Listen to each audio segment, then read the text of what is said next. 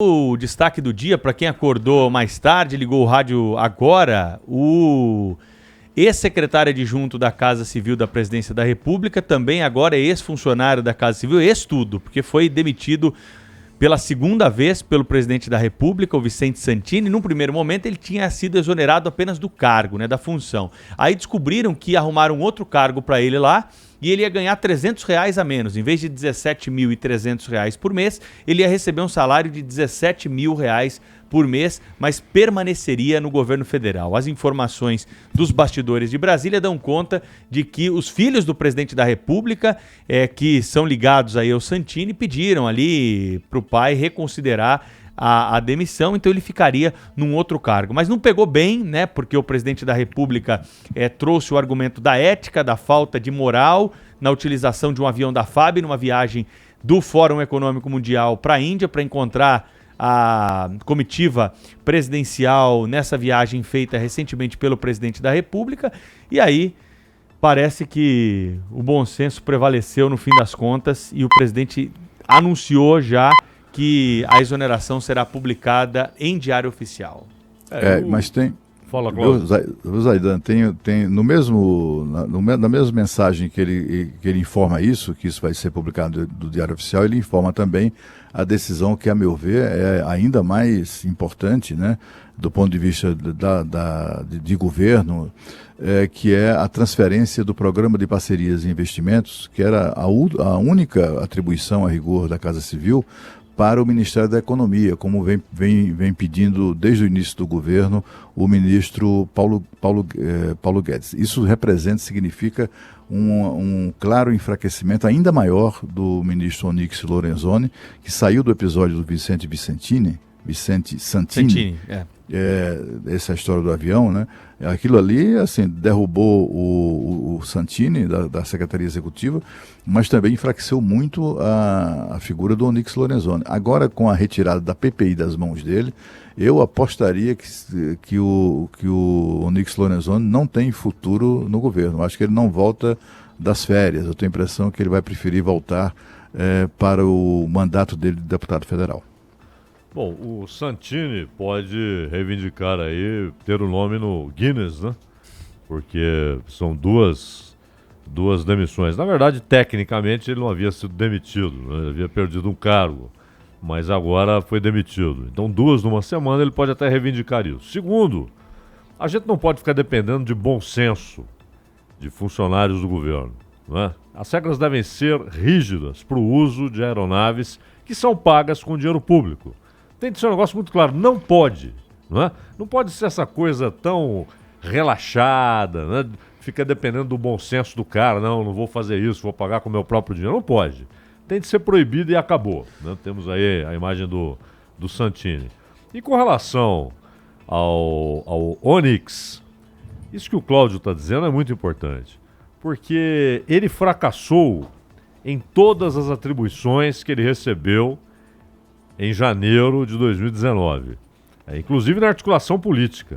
Exatamente. Desde o início era inviável a possibilidade de ele ser um bom articulador político. Ele se mostrou inapto para o negócio. E depois vem essa perda, aí sim, um poder extraordinário que o sujeito tinha de orientar a velocidade, a direção dessas parcerias com a iniciativa privada. E convenhamos, elas estarão em melhores mãos do Ministério da Economia do que nas mãos do Onyx Lorenzoni, Faz todo sentido, que vá para o Ministério da Economia. Mas era assim, o presidente Bolsonaro, que é padrinho de casamento do Onyx Lorenzoni, amigo dele de muitos anos, o Lorenzoni foi o primeiro parlamentar importante, de alto clero a apoiar a candidatura do Bolsonaro. Então ele tem uma relação pessoal complicada no sentido de que torna complicada uma demissão sumária. Foi por isso que ele preferiu ir esvaziando. Onyx, vai ficando aí, mano, imagina, não fica aí, não se incomoda com isso não, passa para o outro, você tem muito o que fazer. E aí foi tirando cada uma dessas atribuições exatamente em razão da coleção de fracassos, E restou essa parceria público-privada. Tem uma hora lá que o PPI, o Programa de Parcerias e Investimentos, tem uma hora lá que o Lorenzoni disse, presidente, assim não dá, eu vou embora e tal, e aí ele acabou impondo essa condição. Então me dá a PPI, porque aí com isso eu posso fazer um trabalho importante, etc. E agora ele tira a PPI do Onyx Lorenzoni, enfraquecido em razão desse episódio aí envolvendo o Santini. Eu queria dizer somente o seguinte, não bate com as informações que eu tenho, qualquer interferência dos filhos do Bolsonaro na manutenção do Santini no cargo, viu? Não bate. A informação que eu tenho é que isso tem muito mais a ver com o próprio Onyx Lorenzoni e não com os filhos do presidente. O Santini, segundo eu apurei, ele é meio que contemporâneo do vereador Carlos e do deputado Eduardo, meio que cresceram juntos, eram da mesma geração, etc. Então eles se conhecem há muitos anos e esse conhecimento foi fundamental para que o Santini acabasse na Secretaria Executiva da Casa Civil. Ele foi, digamos assim, avalizado pelos filhos do presidente, mas não tem ali nenhuma, como é que eu diria, nenhum vínculo pessoal político mais forte que dos filhos, sabe, ter uma atitude de impor ao pai a permanência do sujeito. Eu acho que não. A informação que eu tenho não é essa. Mas, de qualquer maneira, tem um papel ali dos filhos do presidente que explica a presença desse sujeito no cargo. Ô, Cláudio, e a relação do... Vai, só uma coisa, enquanto o Dória esteve aqui, né, e eu estava lembrando o governador que todo mundo que rompeu com o Bolsonaro correu para o guarda-chuva do Dória, né? Foi assim... com a Joyce, que era já próxima do Dória, mas agora é uma aliada política e entra no projeto do governador. Foi assim com o Alexandre Frota, que era uma espécie de soldado bolsonarista e no ano passado se declarou soldado de João Dória, né? E foi assim com o Bebiano, que se filiou ao PSDB com o Dória prestigiando a filiação do Bebiano lá no Rio de Janeiro, filiação ao PSDB. Então, se o Lorenzoni sair, Pedro, a gente já sabe para que guarda-chuva ele vai, né?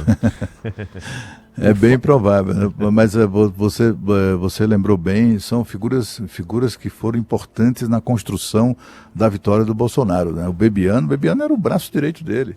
Quando o Bolsonaro acertou a filiação ao PSL do Luciano Bivar, o Luciano Bivar, como uma maneira de demonstrar, enfim, gratidão enfim, para que o Bolsonaro tivesse a certeza de que o partido estaria com ele, porque ele não tinha, foi o único partido que garantiu a ele: se o senhor se filiar ao nosso partido, o senhor será o candidato nosso a presidente. Foi o único.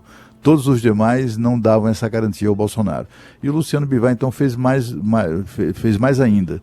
Se afastou da presidência e entregou aos presidentes: o senhor escolha um interino para ser o presidente no meu lugar, eu me afasto durante a campanha. Exatamente para o presidente ficar seguro de que não haveria nenhuma casca de banana no meio do caminho.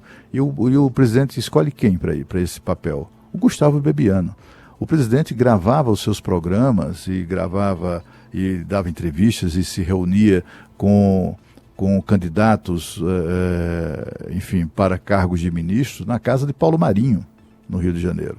Né? Esse foi outro caso de alguém que, rompendo com o bolsonarismo, foi se abrigar lá no PSDB do João Dória, né? E também teve o caso do Alexandre Frota, enfim. Então são várias figuras assim que na construção da vitória do Bolsonaro tiveram um papel relevante e que acabaram nos braços do Dória.